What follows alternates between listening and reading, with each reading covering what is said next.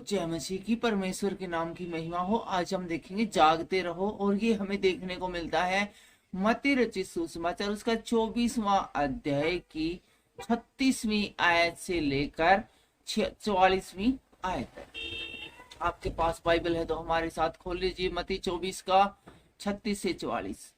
हमेशा की तरह सबसे पहले हम इसको उर्दू में पढ़ेंगे, और उर्दू में सुपर फास्ट स्पीड के पढ़ने के बाद हम इसको हिंदी में पढ़ते हुए एक्सप्लेन करने की कोशिश करेंगे। अब जबकि मैं ये वीडियो रिकॉर्ड कर रहा हूँ तो आज 28 जनवरी का दिन है और हिसार सिटी है, और यहाँ का तापमान है वो बेहद कम है।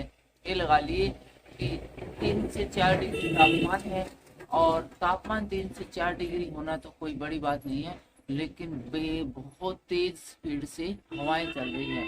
जब 3 से 4 डिग्री पर हवाएं चलती हैं तो वो बेहद ही ठंडा मौसम को बना देती है।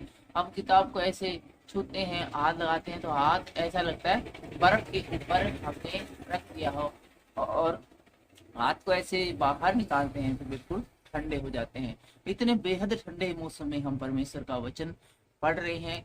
क्यों?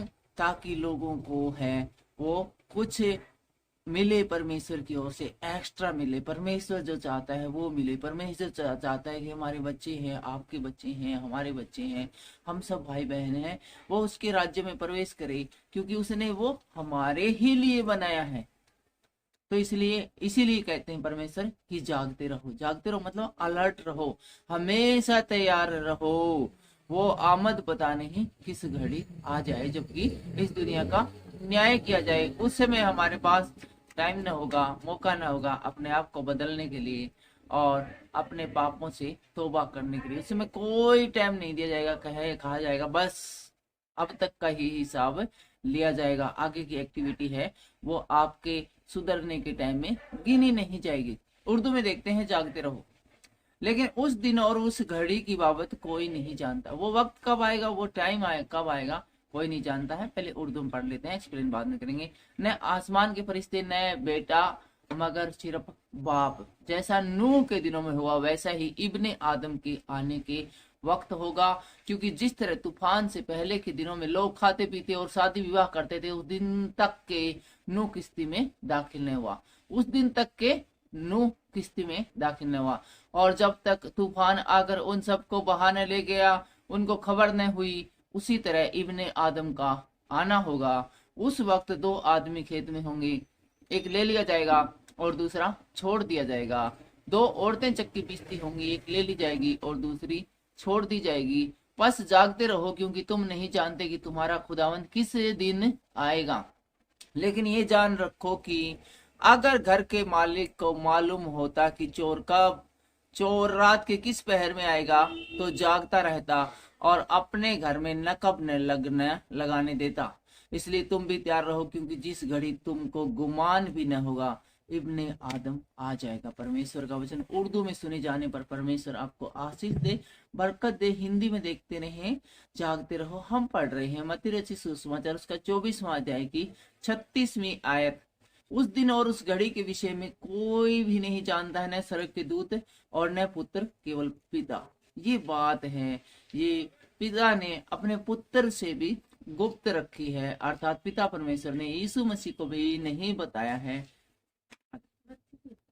और ये बात किसी से भी शेयर नहीं की है पिता परमेश्वर ने कि इस दुनिया का अंत किया जाएगा। हालांकि पिता ने सब कुछ अपने बेटे को सौंप दिया है। 37वीं आयत में लिखा, और जैसे नूह के दिन थे वैसा ही मनुष्य के पुत्र का आना भी होगा। क्योंकि जैसे जल प्रलय से पहले के दिनों में, जिस दिन तक के नूह जहाज में न चढ़ा, उस दिन तक लोग खाते पीते थे और उनमें शादी विवाह होते थे। बिल्कुल हालात बिल्कुल वैसे ही है। नूह के टाइम में जब तक नूह है वो जहाज में नहीं चढ़ गया था, सब लोग है वो मस्ती भरा जीवन जीते थे, खाते पीते थे, स्कूल जाते थे, ऐश करते थे, जो भी उनको आता था वो करते थे। अभी भी ऐसा ही चल रहा है। सब लोग अपनी अपनी धुन में है, अपने अपने कामों में मगन है, अपनी अपनी ड्यूटी में मगन है, और किसी को भी इस चीज का डर नहीं है कि क्या होने वाला है। और नूह के समय भी ऐसा हुआ था और अभी भी ऐसा ही हो रहा है। और जब तक जल प्रलय आकर उन सबको बहा न ले गया, तब तक उनको कुछ भी मालूम न पड़ा। वैसे मनुष्य के पुत्र का आना होगा। और जिस प्रकार नूह के समय में सिर्फ नूह और उसका परिवार बच गए, क्योंकि वो किश्ती में बैठ गए थे, और बाकी लोग है वो रह गए, इसलिए मर गए क्योंकि वो किश्ती में नहीं बैठे थे। इसी प्रकार से परमेश्वर के पुत्र का भी आना होगा। जो लोग परमेश्वर को अपना मसीह स्वीकार कर लेंगे, मुक्तिदाता स्वीकार कर लेंगे, वो लोग बच जाएंगे।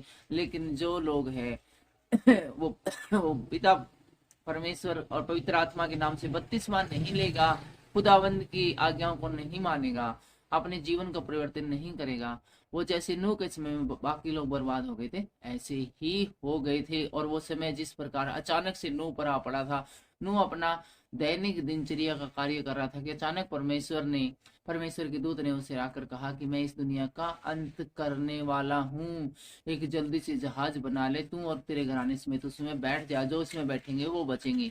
इसी प्रकार से परमेश्वर का दूसरा आगमन।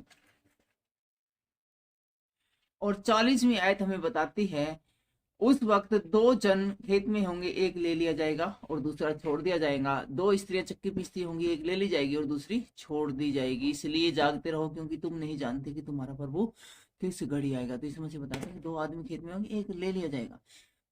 कौन सा ले लिया जाएगा?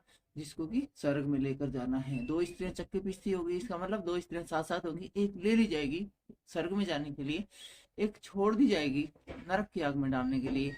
और इसी प्रकार दो आदमी दो कि खेत में होंगे, एक ले लिया जाएगा स्वर्ग में जाने के लिए, दूसरा छोड़ दिया जाएगा नरक की आग में डालने के लिए। परंतु इसलिए जागते रहोगे कि तुम नहीं जानते कि तुम्हारा प्रभु किस दिन आएगा। इसलिए हमेशा अलर्ट रहो, तैयार रहो, ये मान के चलो कि आज ही पिता परमेश्वर की दूसरी आमद हो सकती है। इसलिए तुम भी तैयार रहो, क्योंकि जिस घड़ी के विषय में तुम सोचते भी नहीं हो, उसी घड़ी मनुष्य का पुत्र आ जाएगा। हो सकता है आप आराम से चैन से 0 डिग्री तापमान में रात को 10 बजे सोए हो और रात को 2 बजे परमेश्वर दरवाजा खटखटाएगी, कहो चलो अब चलो। इतनी ठंड में, जबकि बाहर धुंध पड़ रही है, बर्फ पड़ रही है, आप अपेक्षा भी नहीं कर रहे होंगे, क्या पता परमेश्वर आपको बुलाने आ जाए। या हो सकता है कि भूकंप आ रखा हो और आप किसी गड्ढे में पड़े हो और आप बचाव की उम्मीद कर रहे हैं, और उसी घड़ी परमेश्वर का बुलावा आ जाए। वो घड़ी, वो टाइम कब आएगा कोई नहीं जानता, क्योंकि नूह के समय में भी कोई नहीं जानता था, सदोम और अमोरा के विनाश के समय में भी